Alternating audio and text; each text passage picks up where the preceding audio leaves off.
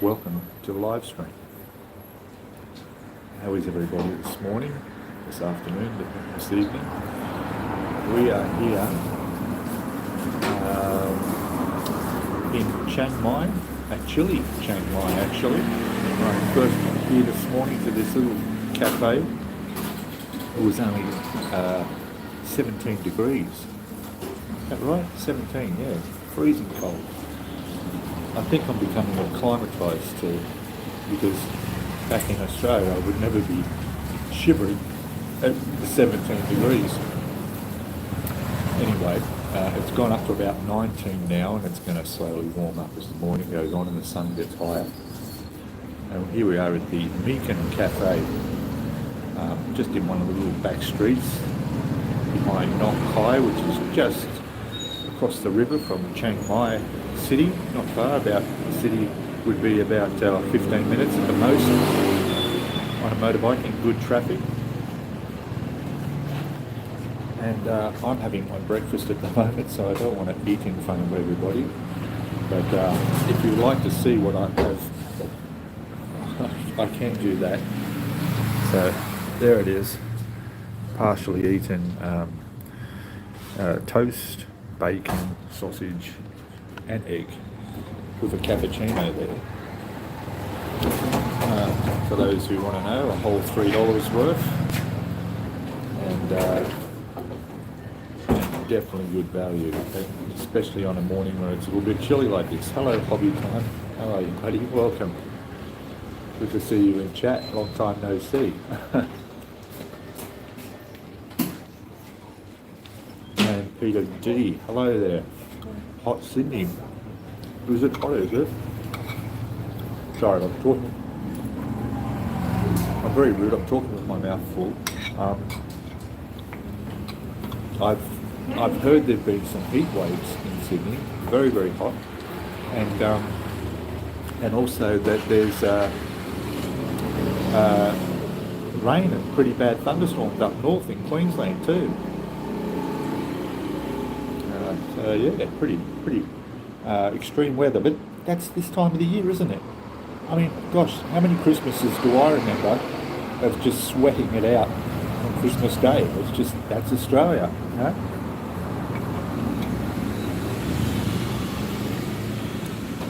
Hey Jackson, how are you buddy? Yes, it is a decent breakfast. You know, I'm not a big eater. I eat like a bird really. I hardly eat much at all, just a little bit often is how I eat. So, but I won't eat in front of everyone. You'll probably hear me munching away. Sorry about that. How are we all? If you're new to the channel, just say hello in chat, that'd be great. We are on subscribers only, but don't let that turn you off. It's free to subscribe. It costs you nothing to be a subscriber. All subscriber means is that you'll get notifications of when I have videos come up and all that. So that's fine. It's okay.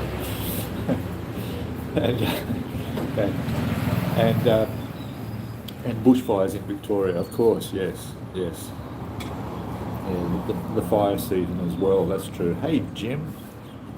And how is it up in a little bit south of Chicago in America, Jim? How are you? But it is quite chilly here. It really is. Yeah. You get so used to the heat. When it does get a bit cool, you really feel it. I mean, I see everybody out there is wearing long sleeve tops, you know, and they're all rugged up. And that's not just because it's normally they wear long sleeve tops riding motorbikes because it keeps the sun off you, because of, you know, but it's definitely for the reason that it's cold here right now. So got a lady setting up just out front here in a little stall. She usually puts up chicken there. Got a little barbecue all ready to go. Lights just come on. She's going to cook up some chicken. She's there every day. Below 0 degrees centigrade in Chicago tonight. Oh, you can have that, mate. That's too cold. Jeez. So I've never experienced that sort of temperature. I'll be happy.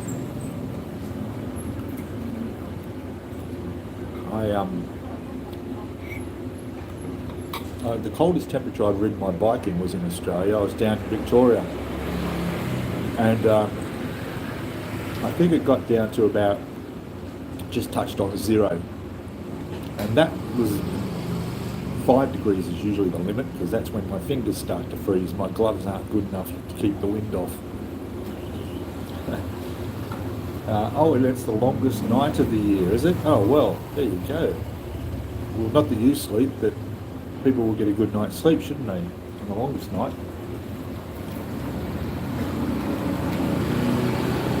I notice over here, it gets dark really early here. By 5:30 it's starting to get dark here.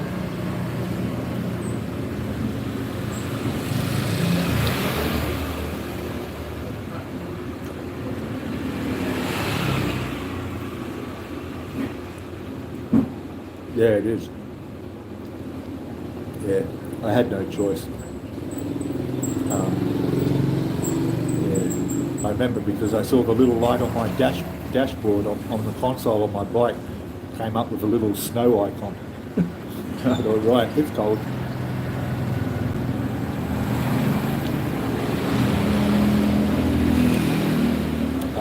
So like I was saying, yeah, if you attempt to say hello in chat, let me know where you are, just say g'day. That'd be great. You only got to wait a minute after you subscribe, and you can say hello to everybody. We've got a lot of regulars in here as usual, and they're all pretty friendly bunch. They're not going to jump on you or anything.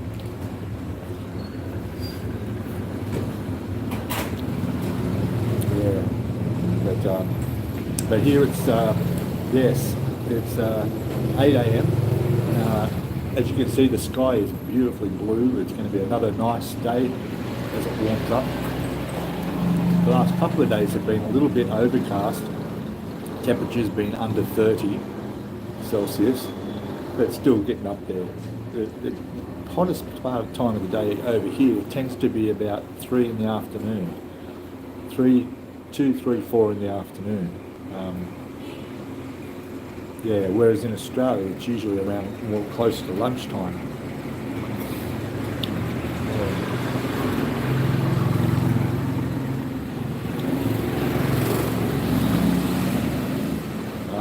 I just wanted to, I'm going to give a shout out to another YouTuber whose video I saw last night. He put his video up about 14 hours ago, and I'm not kidding, I had tears in my eyes. Not from sadness, from happiness. It was a brilliant video. So the channel I've put in the link in the description under this live stream. It's called Retired Working for You. Some of you may know it. His name's Chris. He's been around for a few years, and he's done some remarkable stuff here in Thailand. And he just put a video up where one of his subscribers donated $250,000 and told him to go and spend it. And what he's done is he's got together a team, and they headed up into the north of Thailand, into some of the most remote villages you could possibly imagine. From Chiang Mai here, some of these places were 7 to 9 hours drive, where there wasn't even a road. You got to watch the video. And what they did was they took out blankets and clothing for the kids, and Christmas presents for all the kids in the villages. They also took along a guy that has helped out with getting children to go to school and scholarships for them. And some of these kids to go to school can be literally a 2-day walk, 1 day, 1 night walk to get to the school. So what they do is they set up accommodation. They build these dormitories in the village where the school is, and the kids stay there 5 days a week. And volunteers come in and prepare all the meals and everything, and they look after these kids, and they stay there and go home for the weekend.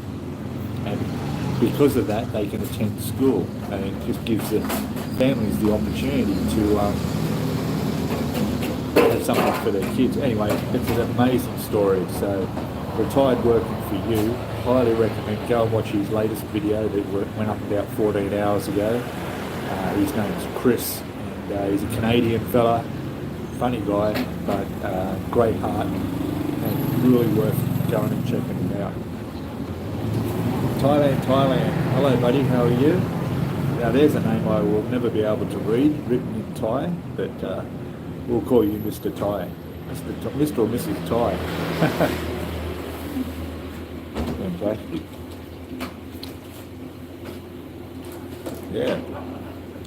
So I noticed the colour on the video seems to be shifting a little bit. Make that adjustment there a little bit. There we go.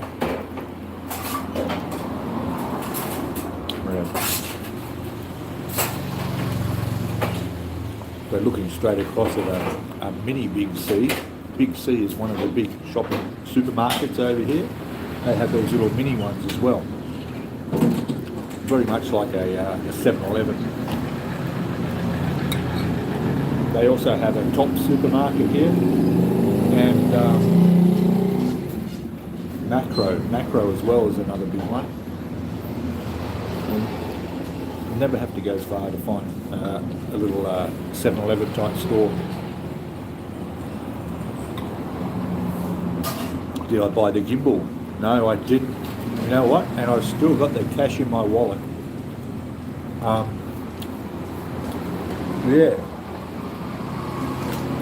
I do. I literally, at least I've just checked to make sure I haven't spent it.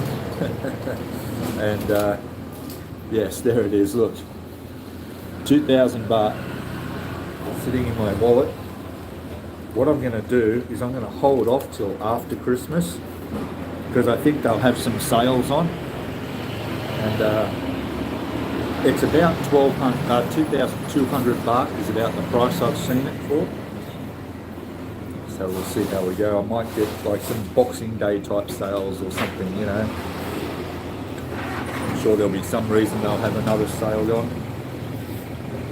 But I have looked at some reviews on it. Hey, Jet Scale Models, how are you, buddy? Welcome.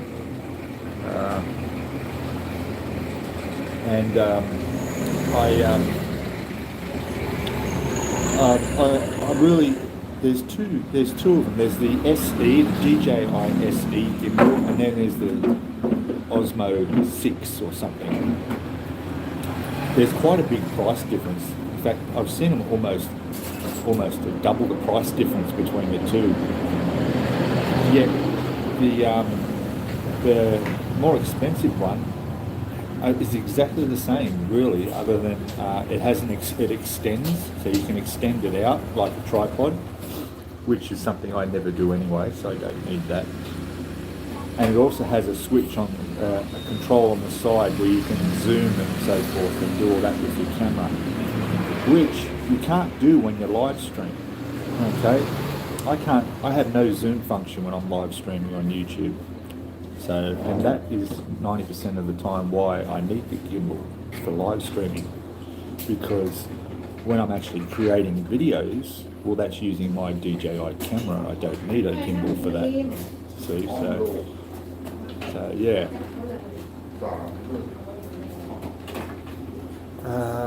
Let me check what we got.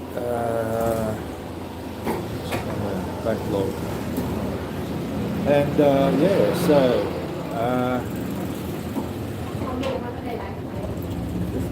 So again, say hello in chat, let me know where you're watching from, while I just munch into my toast here. I've got a bit of a more serious subject to talk about, which I'll mention in a second.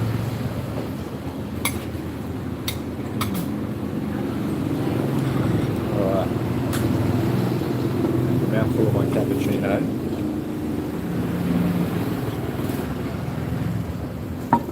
Alright, that's good. Hey, so I wasn't going to mention this, but I thought maybe I should. And that is, we had a very unfortunate incident happen here just a few days ago. At the condo where I live, it's very popular with expats and foreigners like myself. And I was out doing a video, went out for breakfast one day and did a video which I haven't released yet, but it was just a normal video talking about my day and so forth. And I got back to the condo on my motorbike and I saw an ambulance parked out front of the building. And I thought, oh, something's happened, someone's not well, obviously. And parked my bike and saw a guy just come in on his bike. And I said, oh, do you know what's happened? Someone not well or whatever? And he told me that someone's jumped and committed suicide. So, I won't give too much details, but not a nice thing. So here in Chiang Mai, we had a fellow, from what I know, well, he was an Australian guy, elderly fellow, and from what I know, he seems to have taken his life and come down from the top floor of the building. So. So these things are very, very common over here in Thailand. They happen way too often, and even something as dramatic as this particular event was, it never made the news. You do occasionally hear on YouTube and on other news, and maybe in the Bangkok Post, and that you hear of these things happening, but that is only a small fraction of what really gets reported, even if it's a foreigner that it happens to. I don't know any details of how it happened, why it happened. The reason I bring it up is because I actually met this guy a few times in passing, but basically in the lift, and I do remember, I think he may have been a subscriber on the channel as well. So, I can't confirm that or not, but so unfortunately, yes, unfortunately that's right. He didn't actually fall from the balcony. He opened his window. The condos, they're different layouts, different designs, but this one that he was in was exactly the same as mine because he's directly above mine. So he's actually opened the window, slid that all the way open, and probably just sat on the windowsill, which is just below waist height, and probably just gone out that way. Terrible. So it's really quite unfortunate. There was a notice went round that they actually cancelled the Christmas party they were going to have for the residents in the building, which I didn't think that was a very good decision. I mean, a lot of people were looking forward to that, including myself, and meeting other people and possibly making some more friends in the building. And I don't think that they really should have stopped it just because of what happened. But anyway, that's what happened. Yeah, and it is very sad for this time of the year. It's terrible. I don't know if he had family. There is a funeral at the local temple down the road. I think it's today. I'm not sure. Anyway. Yes, there's a lot of reasons, a lot of reasons. You just got to keep your social activity up. I mean, I'm alone here. I'm single here. I don't know a great deal of people here, but my outlet and my way of communicating and with people is basically YouTube, and I guess Facebook as well. You know, but YouTube is a great way to be social. You know, not physically social, but you are social. You know, I mean, it's the reason I get out and go for rides and visit places and do what I do, because I like sharing my experience with other people. You know?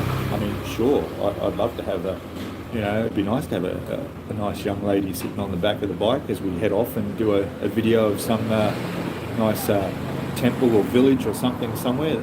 Who knows, in future that might happen. But at the moment, I'm enjoying it, my single life. I really am. I was single in Sydney for a number of years, and I like to be able to wake up when I wake up, do what I want, and just that ultimate freedom, you know. Not that you're not, free when you're with someone, but it's a different thing, isn't it? Little travel monkey. Hello there, how are you?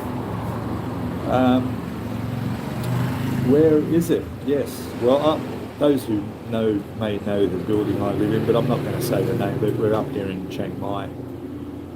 So, in northern Thailand. Hello, Astro. Just getting here. That's good, mate.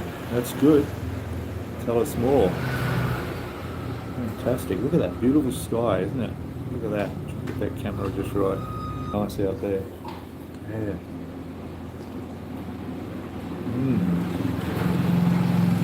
All that is mine, beloved and pleasing, will become otherwise. Will become separated from me. Yes. Yes.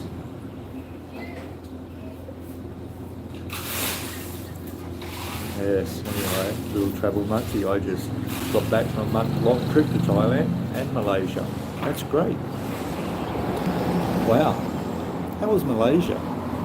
I haven't been there for a long, long time. I was just backpacking at the time. You know, I did the thing. I went to Penang. I went to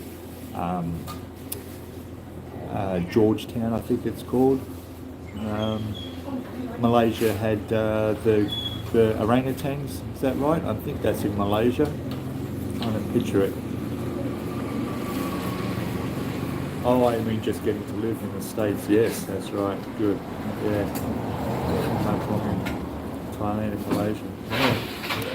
So, we I forgot what I was talking about. I lost concentration watching that guy on his bike take off. Dangerous roads and hard to cross. 2 things. That's only 2 things. What's the 3? I love how the relatives don't wear helmets. Oh yes, the natives. Yes, the natives. That's right.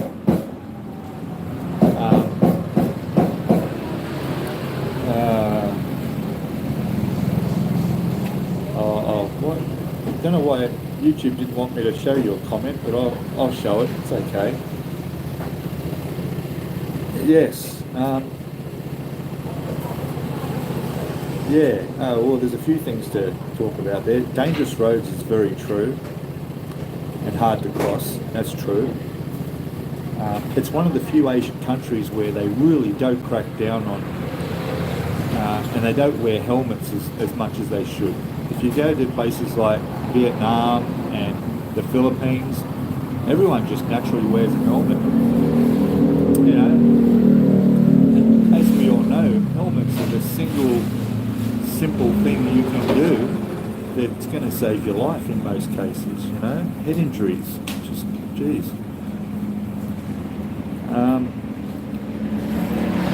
Smelly, kind of full of rubbish. Yeah. It's not that bad really.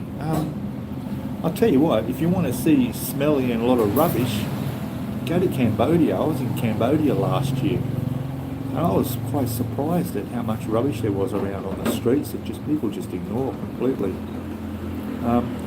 The other day I was in a shopping centre doing a video about the 3 major shopping centres here, And one thing I noticed in all of those shopping centres is the lack of rubbish bins. No rubbish bins anywhere. Really hard to find a bin. You can walk around with your empty coffee cup just trying to find somewhere to put it. So, yeah. Sewerage, no covers. I haven't seen no covers, but there are some pretty big gaps sometimes in the footpaths. If you want to see sewage with no covers, go to India. Boy, that's a world of its own, I tell you. U-turns are crazy, yeah. Yeah, motorcycles, I agree. Yep. There, look at that. This guy just pulled over there on the road, over there with his little kid, and look, the little kid's got a helmet on. So, good on him for that. That, believe it or not, is a rare sight to see a young kid with a helmet on. But, good on him. Not only that, at least they're wearing sand shoes, enclosed shoes. I see so many just wearing flip-flops or thongs or sandals, you know, and Jesus, you know, it doesn't take much foot to go down, and Jesus Christ, you just ruin your feet so easily. You know, besides your head hitting the ground, your feet are probably the next thing, you know. My sound is coming in out, is it? Oh, okay.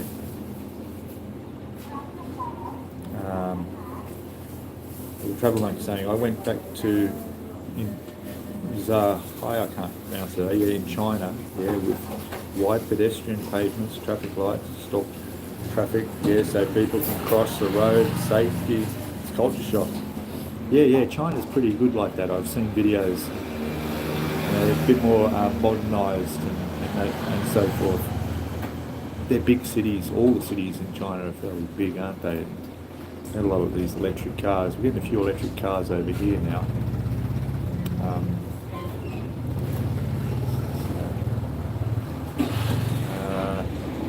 Skin graft candidates, absolutely, yeah. I find that there's a lot of things you have to be focused on while you're riding a motorcycle over here that minimise the risk of you being involved in any incident. And for instance, I just watched a foreigner just then ride past with just one hand on the handlebar, the other hand just sitting by his side. Straight up, the first thing that something happens, you have to hit the brakes or swerve. Your both hands aren't on the grips there. You're not going to react quick enough. And it's mainly the kids. For me, it's kids. I really can't get over looking and watching the kids on motorbikes. It's just the lack of the lack of care from the parents is what it comes down to, doesn't it? I mean, as soon as a child is at the age where it can stand on two legs, then they're straight on the front of the scooter hanging on to the mirrors as the parents take them and go for a ride wherever they're going. They're just born on a bike pretty much.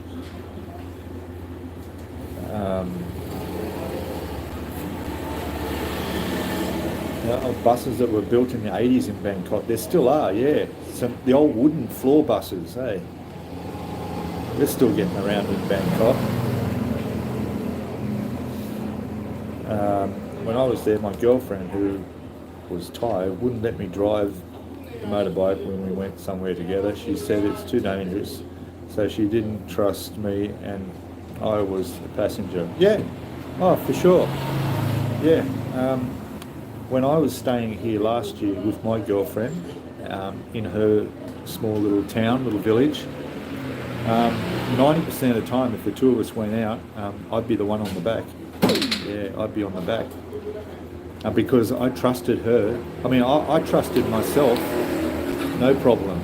But I trusted her equally, if not more, simply for the fact that she's been on a bike since she was probably 3 years old.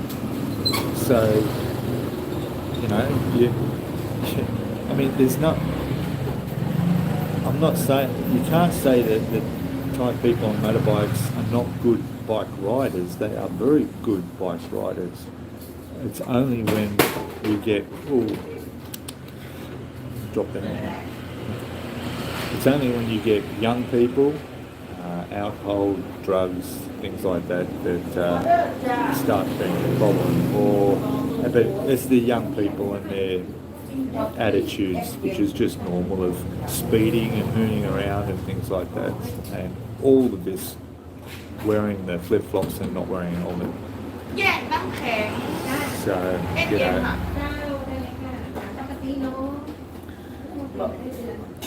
No, I don't think, you're saying nanny state, I don't think so. Yeah, you could see the roads from the gap on the bus. Yeah, it's quite an experience, isn't it? Yeah, I actually, believe it or not, I drove a bus like that in India once. I was just joking to the driver. It was full of all these Indians. And at the time, this is going back a few years, because I was using a Walkman for my music. And I used to carry these little portable speakers. And I played the Walkman over the speakers. Now, I see the guy who just got in that taxi, tuk-tuk, he's praying. He just put his hands up and did a short prayer. Probably a good idea. You know? Well, depends on your belief, doesn't it? Now, whether that's going to help or not, I don't know. Maybe it'll help make him a bit more smarter and not take risks on the road. I'd certainly jump in the back of that tuk-tuk. Yeah, I think I would, he'd be a very responsible driver. But yeah, so I was playing all of this music, and then the driver, he got up and he said, "You'll drive a bus?" And I said, "Oh yeah, I think I could." He sat down, and I drove the bus down the road with all these local people in the back of it. They're all laughing their heads off. It was so funny. Oh gosh. What else we got? I hope Thailand doesn't become all nanny state. I don't think it will ever get like that, because it's just too long. It's been wrong for too long, basically. It's one of those things that they could never enforce it anymore. It's too many people that aren't doing it. I mean, the police set up roadblocks everywhere, and they'll pull over people, not just foreigners, but Thai people as well, if they're not wearing a helmet. But they're very few places do that. And if a policeman sees you riding a motorcycle and they go past the other way, they're not going to turn around and come back and pull you over. They've got better things to do. You're one of the thousands and thousands without helmets. So, you know, you can only do so much, can't you? Yeah, you can only do so much to enforce it. I do remember when I first came here some time ago,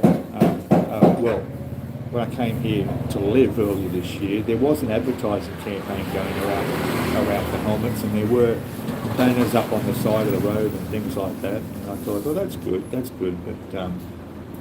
yeah, if it made a difference, I don't know. It may have saved a few lives by having a few people put their helmets on. I don't know, but it's not just the lives being saved too, you know, it's the horrific injuries you've got to live with for the rest of your life. I mean, if you're over here next time and you happen to see Thai men or women and they're wearing shorts and short sleeve, check out the scars on them. Okay, now I'll tell you now, my girlfriend, she had a scar on her thigh that was about 5-6 inches long from a motorbike accident, you know. So, you know, it's the disfigurement. I mean, it wasn't a terrible scar, but it was a pretty serious one. She was obviously in hospital, and of course, ongoing, she gets pain in her leg. She can't walk, she can't stand up for a very long time. So there's ongoing issues that can affect you for the rest of your life from just a single motorcycle accident. If you're not too concerned about death, being a Buddhist, how about the after effects of living with an injury? So, but yeah, I think the Western world is a little bit, for safety I can understand, there's still a few states in America that you don't have to wear a helmet, isn't there? I wonder what the statistics are for accidents over there. 10% of your body weight is in your head, and it's going to hit the ground. Yeah. That's what I liked about Thailand. Still a bit like the Wild West. Yeah, it is a little bit. Yeah.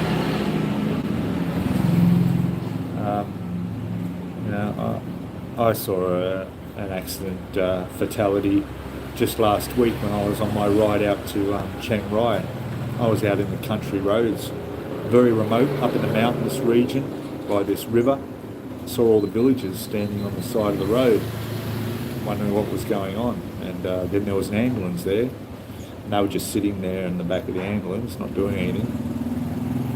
And I saw the bike on the side of the road, and it was literally a gravel road. That's all it was.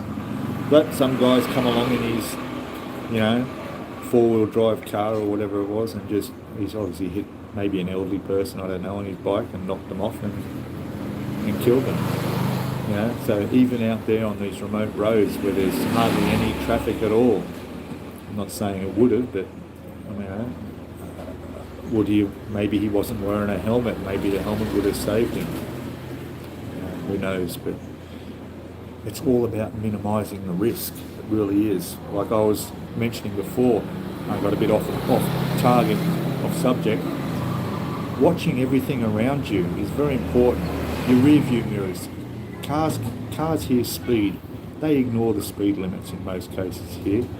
If it's, speed limits like 90 kilometres an hour, they'll do 120. You can look in your rear view mirror and see nothing there, then look ahead, then look left and right, and then start to make your turn and realise there's a car coming up behind you. You've really got to use all your mirrors quite often. Staying with the flow of traffic is important. Don't go slower than the rest. As much as I love to take my time and look around and look down those little soy roads and see if there's anything interesting, or enjoy those mountain views and looking around, you can't, if you drive slower than the rest of the traffic, you're putting yourself more at risk, because first of all, the bike riders coming up on you don't know what you're doing because you're slowing down, so they don't know if you're going to turn left or right. Indicators mean nothing here. If just because someone's riding along with their indicator to turn right doesn't mean they're turning right at all. They've just left their indicator on. Okay.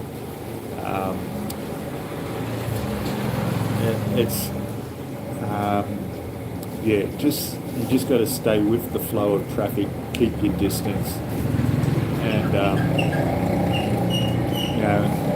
where possible, keep a distance from other vehicles around, and watch everything. That's the important thing. I did a video on motorcycle safety and riding, and one important thing was when you see cars pulling out from side streets and driveways, they don't actually stop. They'll just slow down and slowly edge out.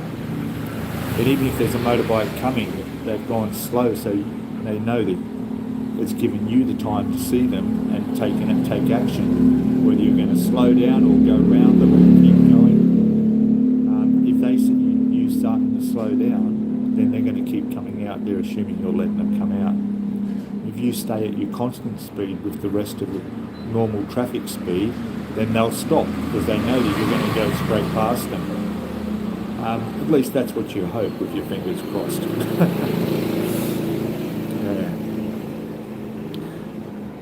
What else we got here? Malaysia also hard to cross the road safely. Yeah. Have anyone been to Vietnam?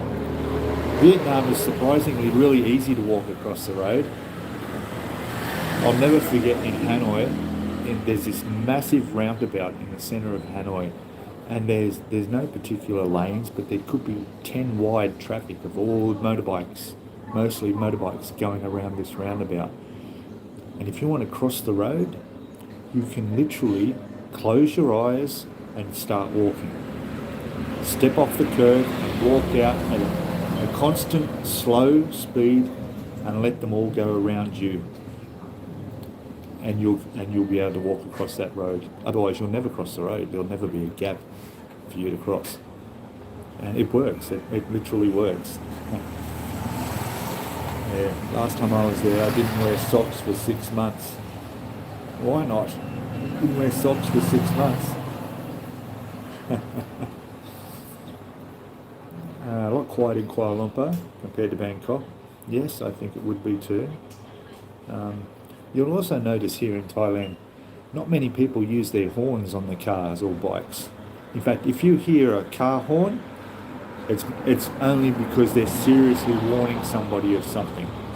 Like there's someone about to step out on the street and they'll hit the horns and let them know they're coming, or but not for no reason.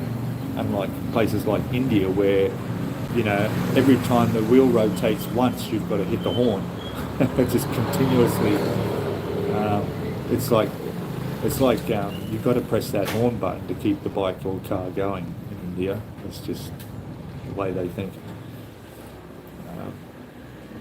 I don't know. I don't remember the horns in other countries now that I'm here, other than India, of course.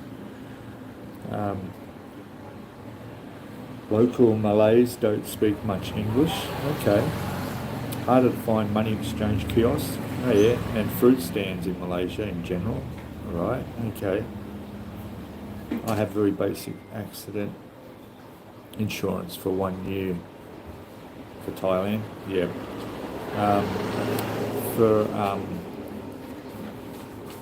What was that comment back there? Exchange and stuff. Yeah. I remember Indonesia. I love Indonesia too. In fact, that would probably might be my second choice for retirement. If for some reason I had to leave Thailand, I would go to Indonesia.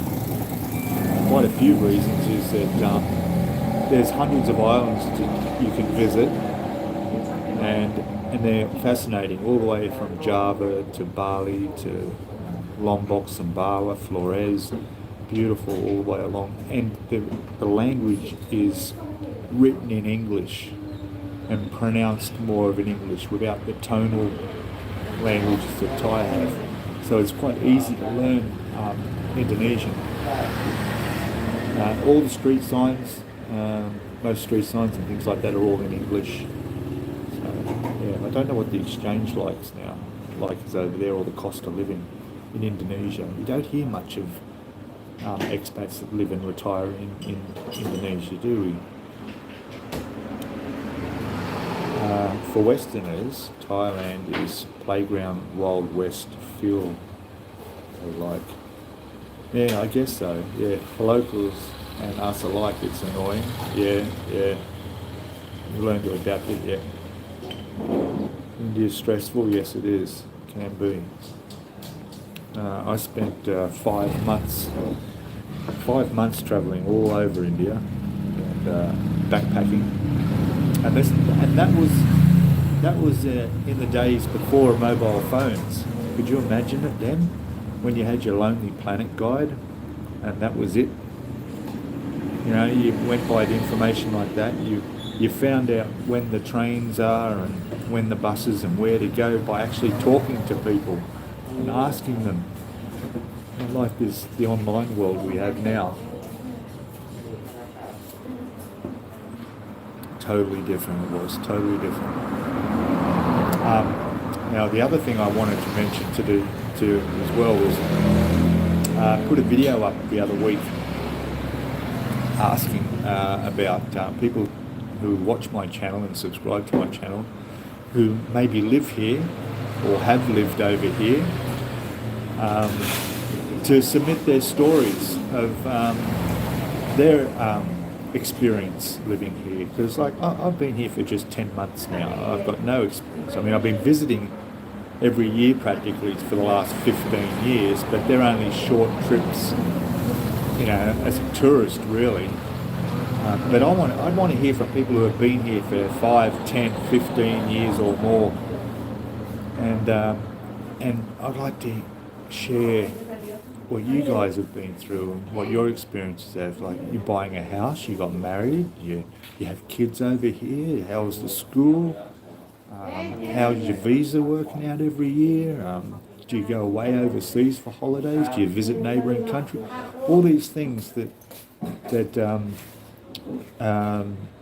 would be interested to know, and how things have gone, and strange things that might have happened. Maybe you haven't been so lucky, maybe things haven't gone so well, you've had failed relationships and things like that. That's fine. I won't name anyone, and you're welcome to just email me. I haven't put in this, I don't think it's in the bottom of this description on this video. I need to permanently put it on my videos, but my email address is discoveringthailand00@gmail.com, and you're welcome to send me an email, tell me your story, because I get quite a lot of very detailed comments in some of the videos I do, and people telling me their experience of whatever the content of the video is about. And I think that, you know, a lot of these things would be interesting for people to know, so I'd like to read them out. I just do, maybe, depending on how many I get. I'm thinking of starting it up in the new year, maybe just once a week or once a fortnight. Jump on there and have a subscriber's email, tell us, you know, letting us know what their experiences are and stuff like that. Since that video went out, I've had several emails come in, which is really good, and I'm looking forward to reading those out and sharing some of the experiences of people who have been here a lot longer than I have. It gives me an idea of what I can look forward to, possibly, or not, depending on the story, of course. So there you go. But yeah, so you're welcome to send me an email, and you know, like I say, I won't use your name or anything like that, and I may not even use your story, but I will reply back to all the emails, and I will even reply back to let you know when I'm going to read it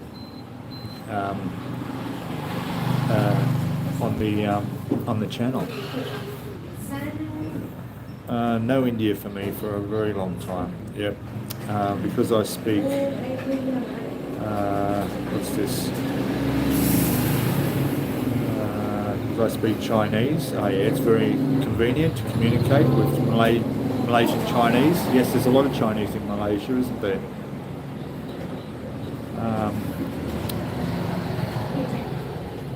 Yeah, very friendly. I love to share stories, of course. Yep. Didn't like Georgetown, okay. Much as I did for Malacca. Yep, they have the Grand Prix over in Penang, which is supposed to be good. I haven't done that. Peter C, hello there. Cost, price, etc. Hello. What can travellers expect in Thailand for 2025 regarding cost, price, etc.? Well, I'll tell you what. So I watched this guy's video who put out a video. Now, the thumbnail for his video, well, first of all, it was a big mistake. He had a picture of the king here in Thailand and a picture of the Thai flag on fire. Alright, so I don't know how long this video is going to be up for. He's not in Thailand, so he'll probably get away with it. And the title of his video was Don't Move to it was either Don't Move to Thailand after 2030, something like that, or Get Out of Thailand before 2030. And he was talking about all the negative things you could possibly think of in Thailand, as if they were suddenly all new things. Difficult to get a visa, traffic and death toll, pollution in the cities, the people hating foreigners here, and all these other rubbish things he was talking about. And then throughout the video he was saying, but in South America we don't have these government problems and militia happening, and we don't have these motorcycle accidents and he referred back to South America. And I thought, what the hell? And it turns out that all he was doing was promoting his own business of helping people moving into South America. But the way he was bagging and talking about Thailand was just disgusting. In fact, I even reported it. Saying this video shouldn't even be up. It was just deceiving and full of false information and terrible. And this is a fairly reasonably big sized channel, so it's going to get a lot of views. And it turns out after I made a comment on there, that was last night, I had a quick look this morning, and other people in there have also made similar comments. So, yeah, terrible. I think, so to your question there regarding cost, price, etc., 2025, I think Thailand, just like everywhere else on the planet, is going to get more expensive.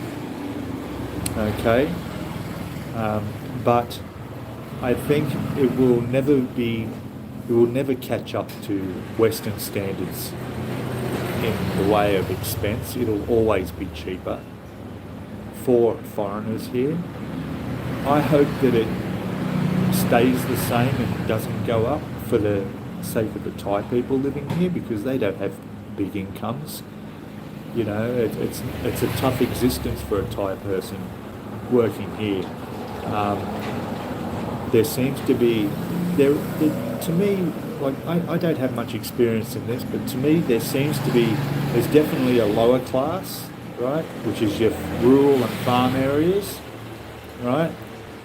And then there's a middle class here as well, which are people who have a small business, even if it's just a stall on the side of the road like this. Okay, that's middle class. And then there's the upper class, all right? Most us Western countries, US and countries in Europe and the UK, we don't have that rural lower class, okay, where people literally living off the land, you know, and don't have any money, you know, that's the way it is. I would hate to see that become be more of a problem than it probably already is. So I think it'll become a more popular country for foreigners to come in here. So it'll always be cheaper here to live here as a foreigner. You know, you work all your life, and you collect your money that you're entitled to from working, and then your pension, and then you come here and live. You know, the cost of living is very cheap. Yeah.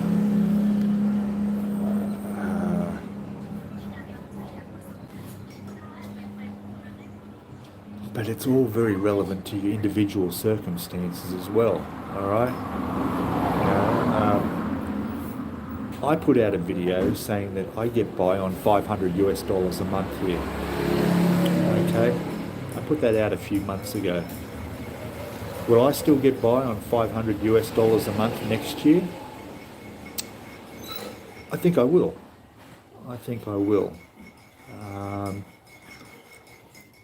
You know, I'm still doing everything I want to do here, and I still, you know, I'm not missing out on anything by my standard of living.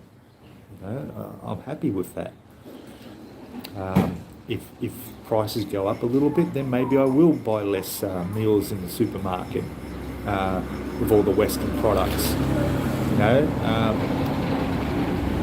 maybe I will eat out a little bit more rather than cook my own at home, which is a bit healthier, but does cost a little bit more. I pay 80 baht for a frozen spaghetti bolognese at 7-Eleven that I can heat up in the microwave. 80 baht, right? Or I can go down and get a nice noodle soup or a pork dish down in the roadside stall for 50 baht. So, maybe do that 1 or 2 extra times a week. So that's how that'll be. Let me check on your comments. Going up, here it is. Price has been stable in the past year during my time in Thailand. Now it's $1 for 34 baht. Yes, which is good if you're living here. Your dollar's worth more.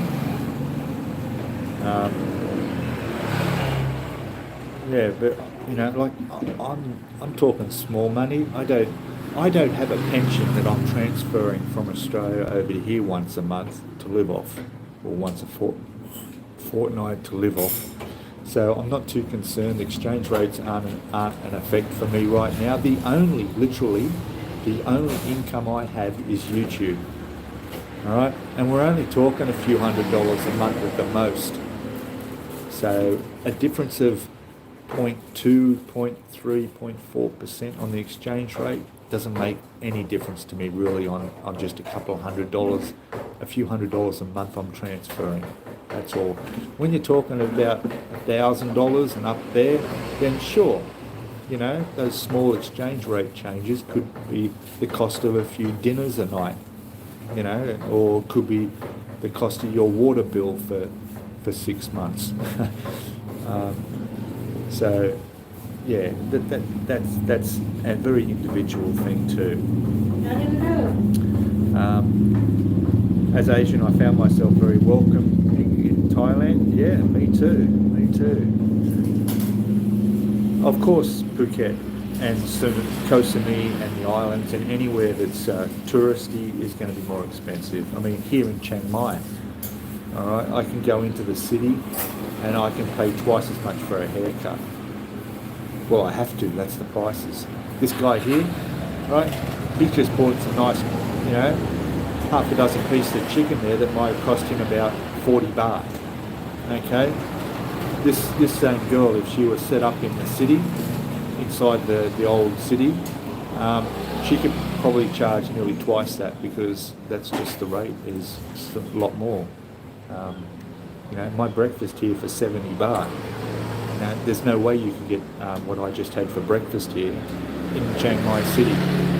It's all, and fair enough, it's tourist. I mean, it happens in Australia and other countries as well. There's a tourist price for, where you stay, you go to Bali and you stay in your resort and you eat all your food there near the resort. Things are going to cost more. It's just the way it is. Australia has a lot more equal compared to UK and US. I don't know. Yeah. So you see, the global economy and exchange rates have some effect on your dollar. Yes, but still better with cost of living in Thailand, of course. And Tana Man, hello buddy. Oz is cooked. Yeah.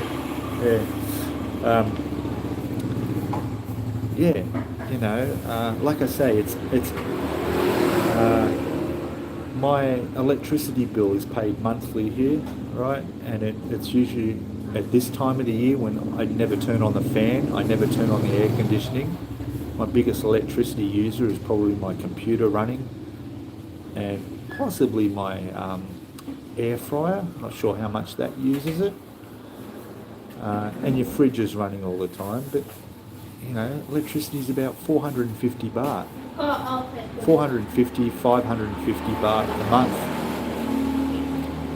It's nothing. But then come the hot season, when the aircon's on more and the fan's on 24/7 just to circulate air, my bill will double. But even at double, it's still a fraction of the price it is back in Australia. So my internet My internet at the condo cost me 440. It's 440 baht a month. So it's 20. What's that? $40 a month, maybe less.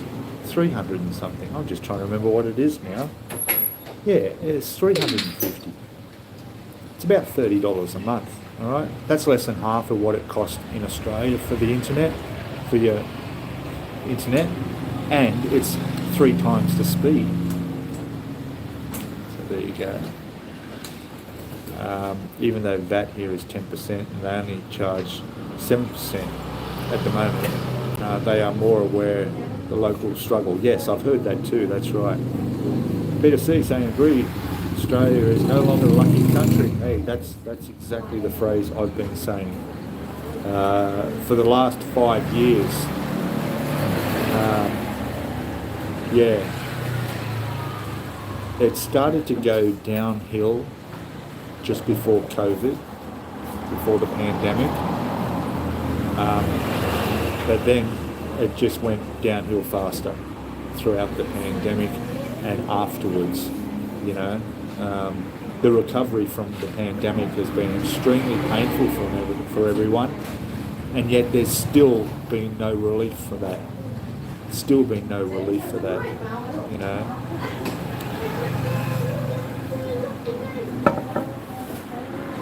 So,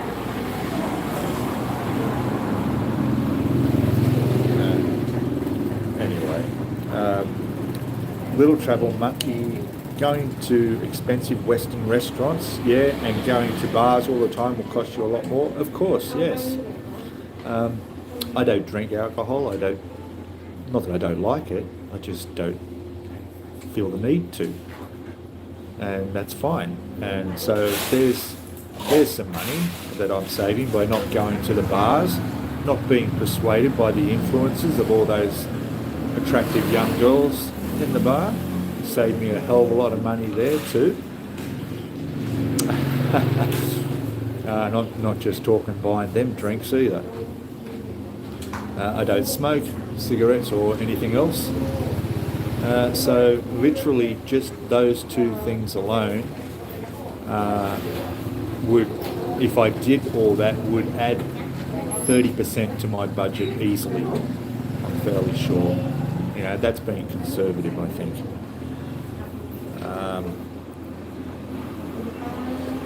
How else we got? And yeah, I don't go to Western restaurants. I mean, sometimes it's tempting. I do go to the movies and watch a movie if I can every month or 2, because it's fairly cheap. But then even going to the movies, it might be 110, 120 baht, like $5-6 to see a movie. But if you go buy popcorn and a drink there, that'll cost you twice as much as what your ticket just did. So, you know, a smart tip there is go to 7-Eleven, grab a few little snacks and take them in with you. Yeah, so no, I don't go to the restaurants and that. You know, if anything, the worst thing I do is I buy the Western food. I buy French fries in the supermarket. They cost 200 baht. You know, keep them in the fridge. And I cook them up and I go to the chicken. I buy my chicken at the market, which is cheap. Chicken wings and drumsticks, very cheap. And I just throw them in the air fryer with some French fries. And hey, I'm happy with dinner like that occasionally. Or go out and eat in the street. Yeah.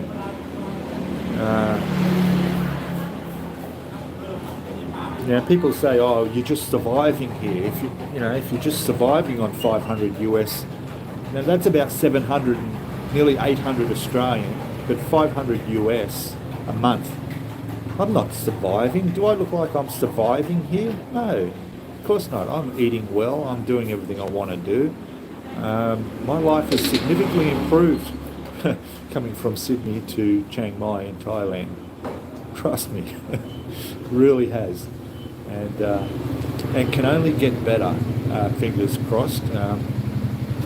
My budget will increase, as you guys know. I have my Australian superannuation that will come to me when I turn 60,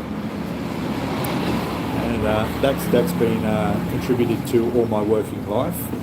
So yeah, but I'm not going to go stupid. I will be buying myself a motorbike for sure, but I will still be paying similar rent and eating like I am, and maybe just travelling a bit more.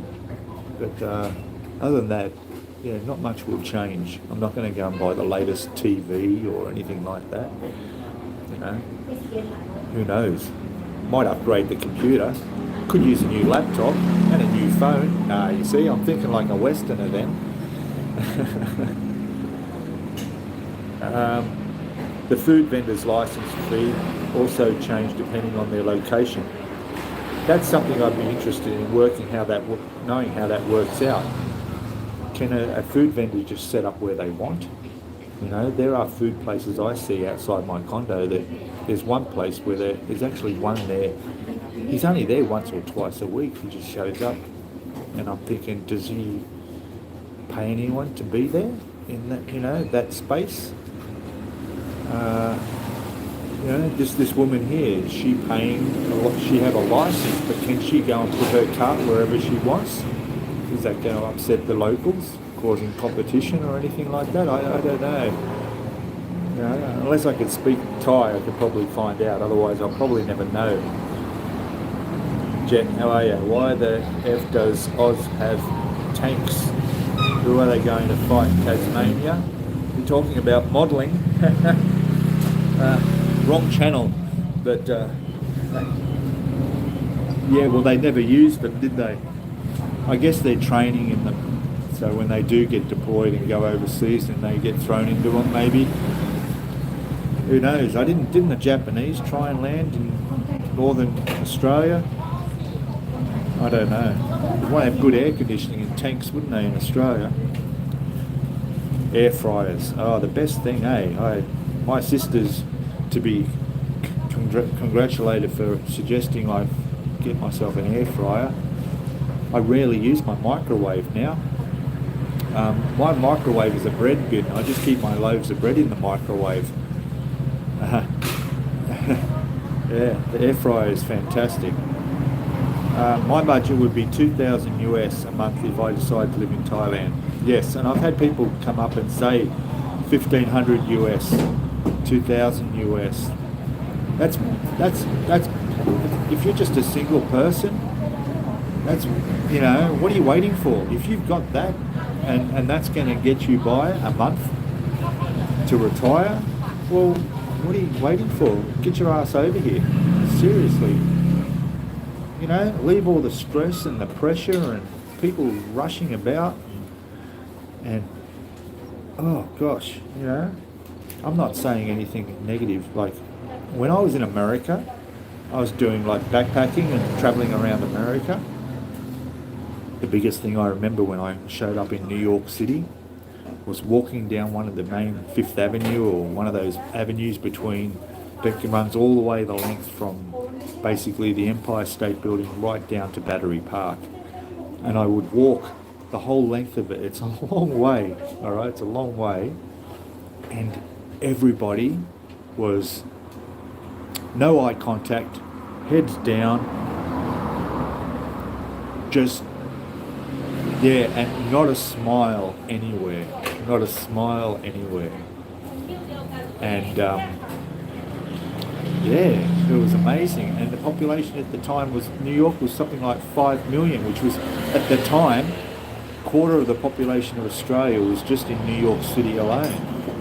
And even though I was a tourist, a visitor in that city, I felt the most lonely person in there. Yeah, really. So, yeah, I don't know, but if you've got the opportunity, and you can do it, and you can move over here, if this is your choice of country to live and retire to, don't delay. Because I came over a little bit earlier than I planned, and we're only talking just under a year earlier than I planned due to what happened with COVID and my work employment.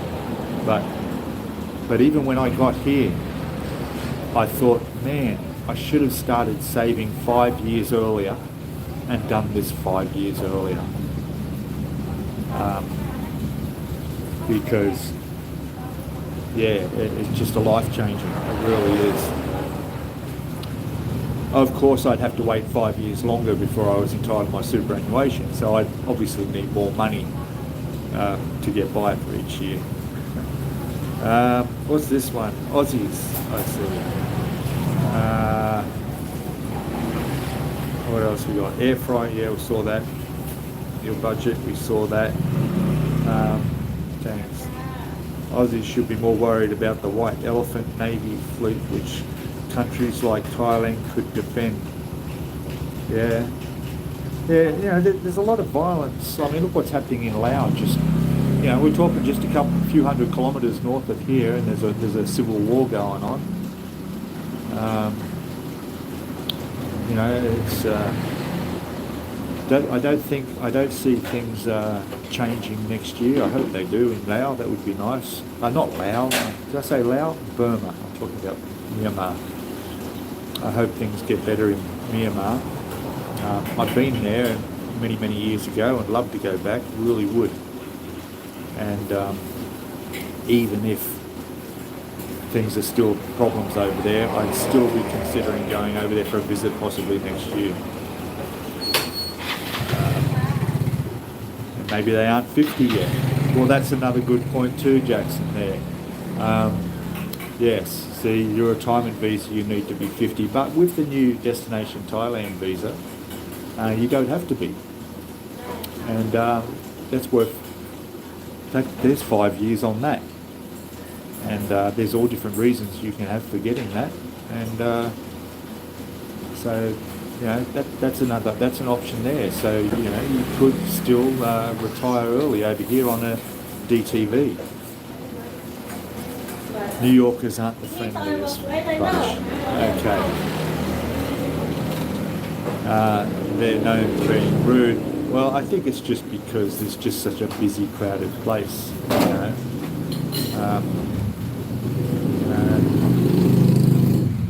I mean, I walk into a 7-Eleven here, right? And every time I walk in there, the girl behind the counter would say hello in Thai. She'd say "Swatika" and good morning, like hello or good morning to every customer who walks in the door. Eh? Back in the West, how often does that happen? You go into a 7-Eleven in Sydney, is the girl behind the counter going to greet you with a hello, welcome? I don't think so.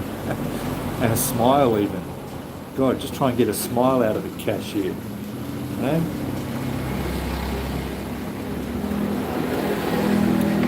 And over here, it's real.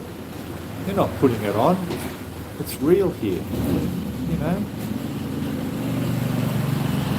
At least I think it is. I'm happy thinking it is. Don't disappoint me by telling me it's not real. Yeah. Portugal. You was thinking about Portugal and Spain, but now I'm focused on Thailand. Yeah, look, South America is popular, especially with the Americans, like North Americans. And I have never been to South America. I've known a lot of people from South America, Brazil, Colombia, Portugal. Yes, you mentioned that. Almost went to Portugal. Almost. Hello. Yes, I'm in Thailand and I am in Chiang Mai. North Chiang Mai in the northern Thailand. Yes. Shazan Jodi. Shaz and Jody. I've got my glasses on. I still can't read properly. Welcome, and thank you for subscribing if you've just done that to join us in chat. Welcome. Sawadee Cup. Yes, Sawadee Cup. Not quite spelt right, but close. Samadai. Yes. Sawadee. Somebody Mai. I've really got bad pronunciation problems here. I just blame it on my Aussie accent. I blame everything on that. I asked directions inside Los Angeles. The worker was so rude. Oh, mate. One of my memories, the first time I arrived in America, I flew into Boston and I had to leave the airport and I had to catch a trolley, they call them. In Australia we call them a tram. But the transport was an above ground sort of trolley. All right. So I asked the guy in the ticket area, how do I get to whatever, and I was trying to explain. And his directions to me was, the way he spoke to me was like, I felt like, why are you bothering me? Is the impression I got. And it was pretty much up the stairs here, turn left, cross the road. That was it. And then he went back to what he was doing, like I didn't even exist. Yeah, and I remember that. You know, people can create lasting impressions. It's not nice. Gosh, his 420 is legal there. I don't know what 420 is.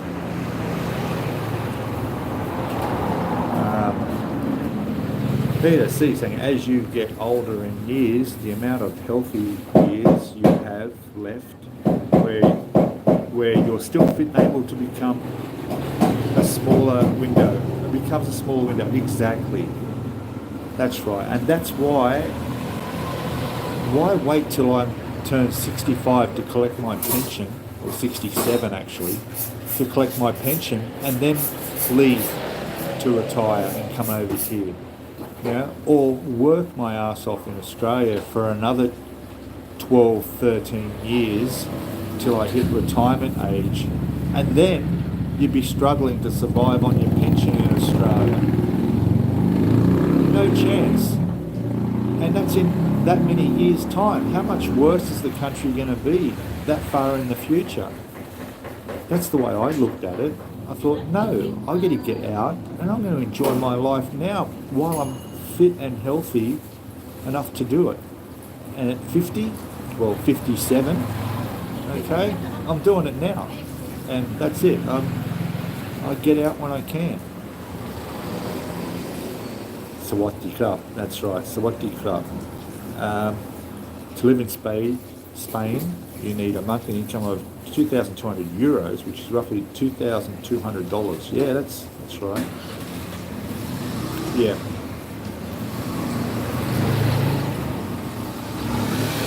And I'm guessing you're talking US dollars too, so that's quite a lot. And that is a lot more than the pension. The Australian pension is not a great deal of money, that's for sure. I mean, compared to other amounts of money. There is a visa here that you can get, that as long as you're bringing in a certain amount per month, you qualify without having to have that 800,000 sitting in the bank. But I don't think the Australian pension actually covers it. I don't think that's quite enough. Then you've got to think about taxes. I don't want to go into the tax subject for foreigners here in Thailand because it's all a little bit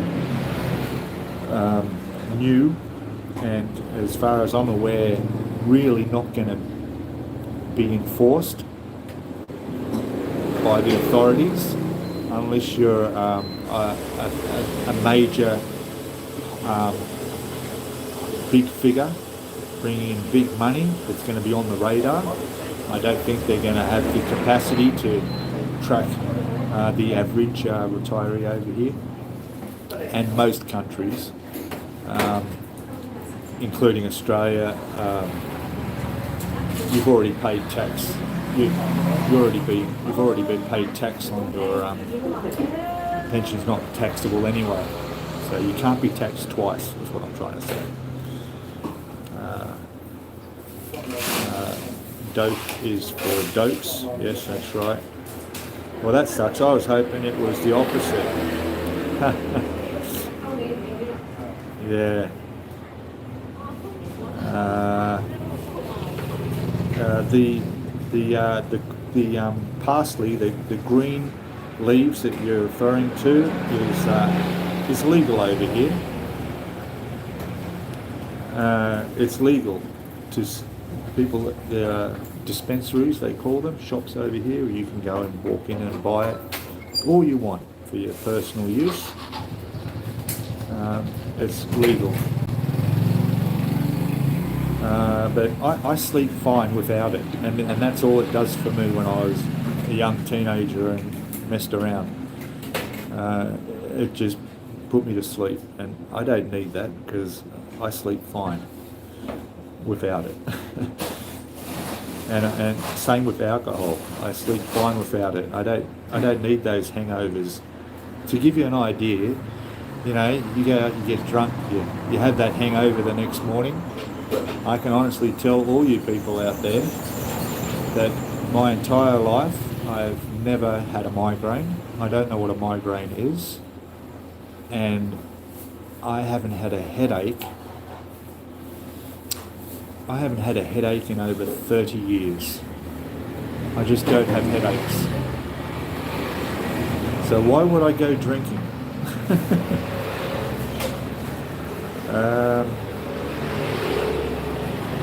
Atlanta Airport with passion. I flew in and out of JFK when I was in New York.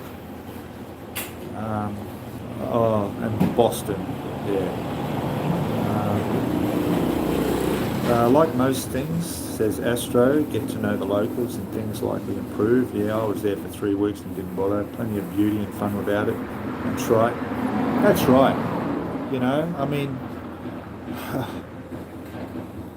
yeah, you know, there's a lot of mental illness out there, a lot of people with a lot of problems. I know people with a lot of problems, and gosh, I wish there's one particular person, I won't say who, but she's here, she's in Chiang Mai, she has a lot of issues, beautiful person, really wonderful person.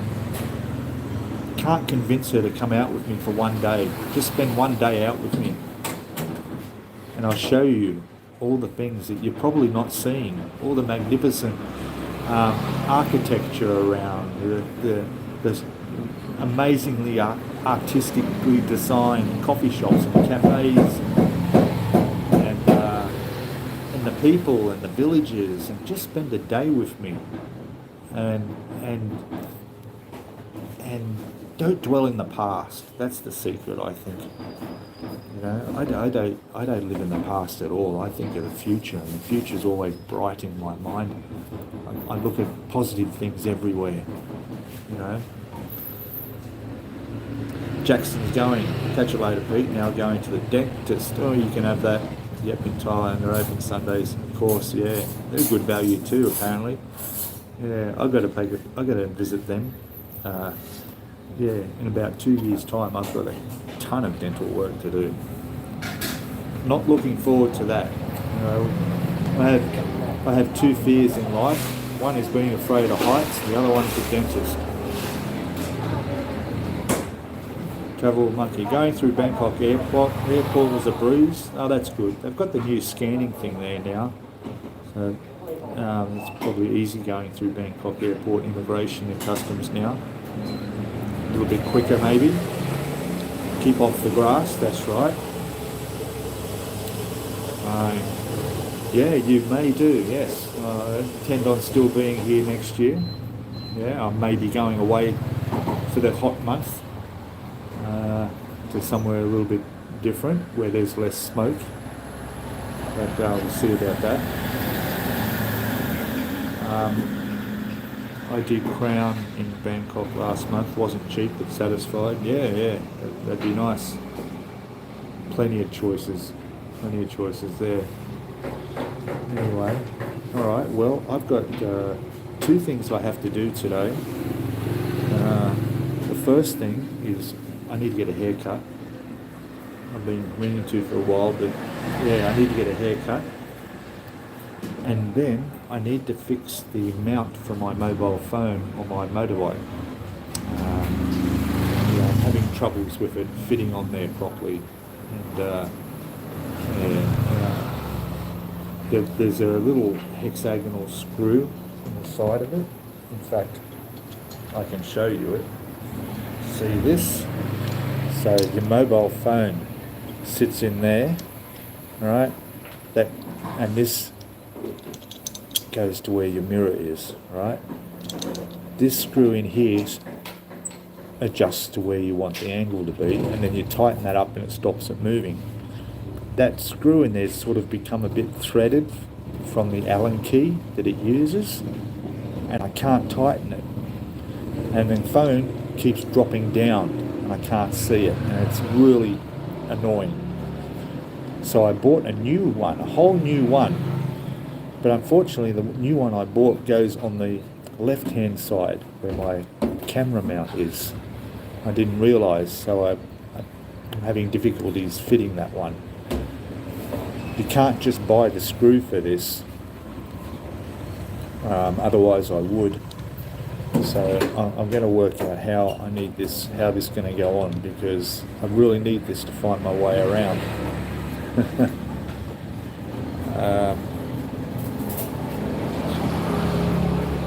And I will have a good day, yes. Peter C. Kane, hey Pete, can recommend Hua Hin for an escape for smoky season? I love the place, yes. Anywhere down south is nice. Hua Hin would be nice too, yeah. My issue is finding a place that I can just rent for a month that's going to be a good price, cheap. Finding a monthly rentals, I mean, there's Airbnb might be an option. I also like the island of Koh Chang.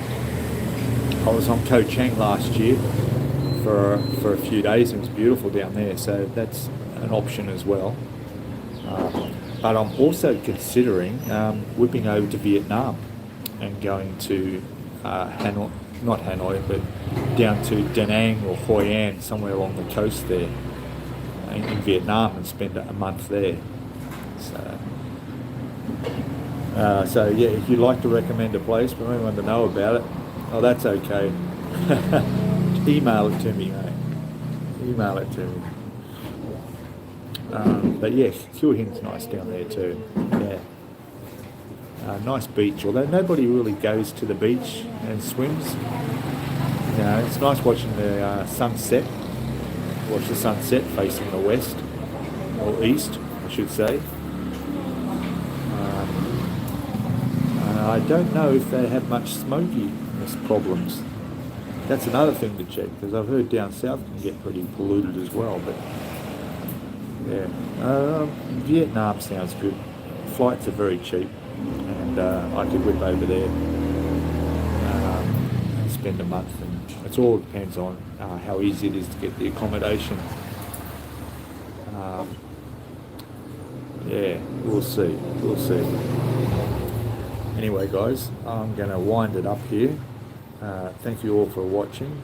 Don't forget, if you want to send me your stories, you can always email me at discoveringthailand00@gmail.com and send us a story. I won't say who your names or anything, but we'd love to read them out on a video once a fortnight or so, and I'll be starting that up next year, just to hear people with experience that have been here for longer than I have, and share what their experiences are. And if you go to VM, say hi to Bibby the monkey. Okay, bye the monkey. Okay, we'll find out about that. Anyway, all good.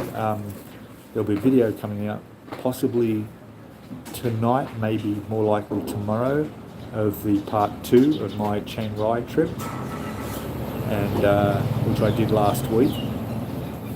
That'll be in a 3-part video, and plus there's one extra special video that will come out as part of that series as well, where I went to a sort of a go-kart race track, which was a lot of fun. That'll be a video of its own. Other than that, yeah, enjoy the rest of your weekend wherever you all are in the world, and thanks for anyone who's a new subscriber to the channel. That's great, and I'll see you all in the next live stream and on the next video. Alright, don't forget, hit the thumbs up, guys, and I'll see you next time. Alright, bye for now. Cheers.